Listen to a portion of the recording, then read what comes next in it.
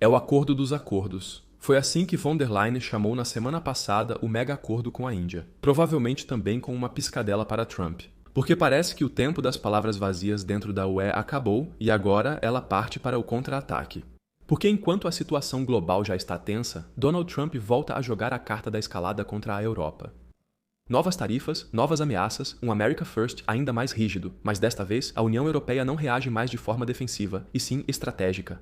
A primeira grande vitória foi na Groenlândia, mas agora tudo começa de fato.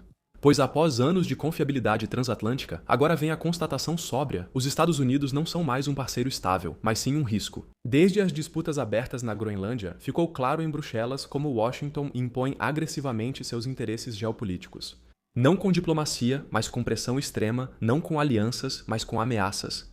E é exatamente aqui que começa a nova linha da Europa, com uma reestruturação estrutural das relações de poder e alianças. A UE busca novos parceiros, novos mercados e novos eixos de poder. O acordo com o Mercosul foi um grande avanço e o feito com a Índia é ainda mais impressionante. Uma zona de livre comércio e aliança com 500 milhão de europeus, quase 300 milhões de sul-americanos e 1,4 bilhão de indianos, representando bem mais de um quarto da economia mundial. Nunca houve nada assim na história. Mas isso é apenas o começo da transformação das relações de poder. Canadá, Austrália e outros parceiros na África e na Ásia devem se juntar em seguida. Enquanto Trump ergue muros, a Europa abre continentes. Enquanto Washington isola mercados, a Europa os conecta e amplia sua influência. Não só economicamente, mas também geopoliticamente. É hora de analisarmos esse tema com atenção. Por que esses acordos estão ocorrendo agora? O que significam esses acordos históricos?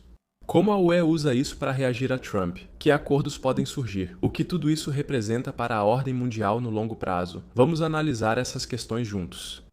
Por muito tempo, os europeus tornaram-se totalmente dependentes dos americanos. Os Estados Unidos foram, durante muito tempo, não apenas o principal protetor político, mas também, de longe, o parceiro comercial mais importante. Diversos setores europeus, como engenharia mecânica, automobilística e química, foram moldados para esse mercado, visto como confiável, previsível e estável politicamente. Tarifas praticamente não eram um tema, e o livre comércio era considerado algo natural no país do hipercapitalismo. Sempre houve atritos, como a rivalidade entre Airborne e Boeing, tarifas sobre aço e alumínio e conflitos comerciais pontuais. Tudo isso ocorria em um contexto definido, com discussões, processos na OMC e negociações fechadas. No entanto, a confiança básica sempre permaneceu. O Ocidente seguia unido e nada abalava a aliança transatlântica. Essa autopercepção se desfez rapidamente sob Trump, pois sua política mudou fundamentalmente o caráter desses conflitos.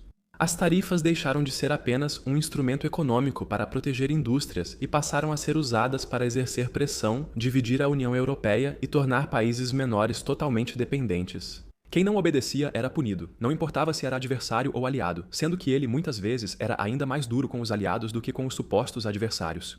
Isso foi um choque para a Europa, especialmente para a Alemanha, focada em exportação.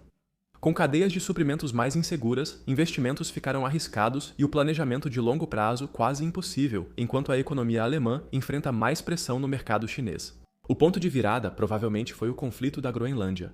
O que era antes um conflito econômico passou a ser ligado por Trump a interesses geopolíticos e até a uma ameaça militar direta à Europa. Agora, tratava-se da soberania. Pois depois que a UE, como Trump havia exigido anteriormente, militarizou ainda mais a Groenlândia e vários países enviaram uma missão de reconhecimento, veio o próximo golpe tarifário. Para Bruxelas, isso foi um divisor de águas. Quando laços econômicos são usados abertamente para questões territoriais e de segurança, não se pode mais considerar um parceiro de longo prazo. Ficou claro que não era uma irritação passageira. Essa é a nova realidade. Os Estados Unidos estão usando cada vez mais sua força econômica e militar de forma unilateral, e a Europa, assim como a Alemanha, já não estão automaticamente do mesmo lado. Uma nova situação que o vice-chefe da Zeit chamou de segundo momento da queda do muro. Durante minha pesquisa, baseei-me em muitas das análises precisas de seu novo best-seller do Spiegel, O País Maduro. A lógica por trás disso é brutalmente simples. Quem é dependente pode ser chantageado, quem não tem alternativas, perde. E assim, não é de se surpreender que estejamos vendo justamente agora a conclusão desses megacontratos que em parte ficaram presos em negociações por mais de 25 anos. Tudo começou com o Mercosul, cujas negociações já haviam começado em 1999. Mas havia muitos conflitos, resistência, riscos políticos, preocupações ambientais, protestos de agricultores e vetos nacionais. O acordo fracassou várias vezes na última hora, inclusive no Ano Novo, mas após a Groenlândia foi aprovado rapidamente.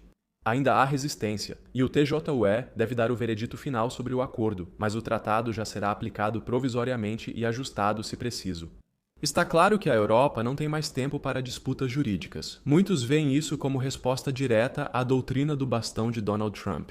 O bloco formado por Brasil, Argentina, Bolívia, Paraguai e Uruguai reúne mais de 270 milhões de pessoas, além de vastas áreas agrícolas, enormes reservas de recursos naturais e centros industriais em crescimento. Para a União Europeia, isso representa acesso a recursos cada vez mais escassos: alimentos, metais, energia e insumos estratégicos.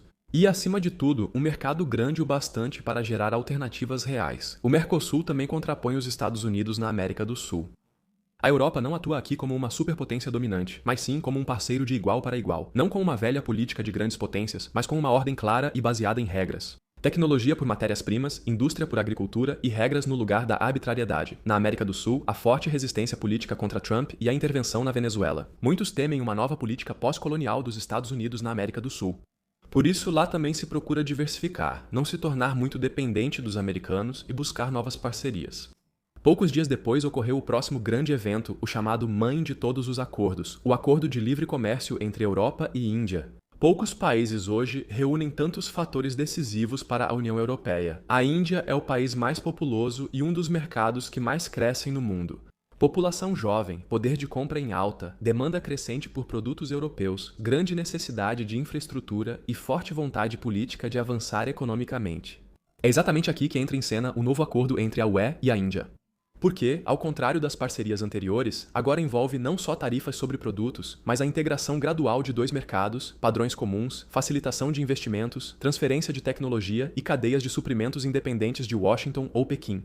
Para a Europa, a Índia é o contraponto ideal. Com o mercado chinês politicamente instável e os Estados Unidos impondo tarifas, surge um terceiro polo. E este é claramente grande o suficiente para criar alternativas reais. Para a Índia, a Europa também é o parceiro ideal. Ela oferece acesso a alta tecnologia, engenharia mecânica, indústria química, energia verde e capital.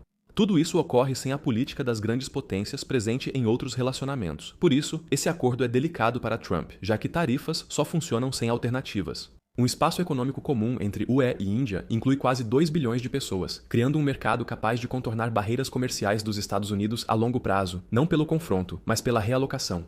Assim, o equilíbrio global muda de forma discreta, porém essencial. Os Estados Unidos não perdem poder de repente, mas perdem relevância, o que é mais perigoso para uma superpotência autodefinida. Isso ocorre com Mercosul e Índia e é só o começo. Em Bruxelas, já pensam além. Se o comércio vira arma geopolítica, a Europa deve usá-lo de forma sistemática e abrangente, não só pontual. Exatamente por isso, já existem outros acordos sobre a mesa, que até agora receberam pouca atenção do público. O foco está principalmente no Sudeste Asiático, na África e na região Indo-Pacífica. Diálogos com países da ASEAN, parcerias ampliadas com economias africanas crescentes como África do Sul e Marrocos, e novos acordos com países que evitam escolher entre Washington e Pequim. Já falei do Canadá e um novo mega contrato com a Austrália está para ser fechado. Em breve sai vídeo sobre isso, então se inscreva para não perder. A mensagem é clara. A Europa oferece acesso a um dos maiores mercados globais sem chantagem política ou choques tarifários imediatos. A União Europeia adota um padrão. Cada novo acordo expande seu espaço econômico, divide riscos e reduz pressões externas. Quanto mais fluxos comerciais são redirecionados, menor o efeito das tarifas americanas. Isso torna essa estratégia perigosa para Trump, pois contraria sua política. Ela não é barulhenta, estridente ou confrontadora. Seu efeito ocorre ao longo dos anos, passo a passo, acordo após acordo.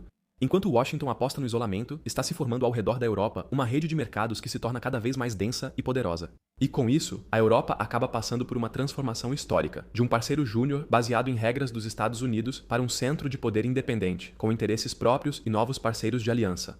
Esse desenvolvimento deve afetar Trump mais a longo prazo do que qualquer tarifa isolada.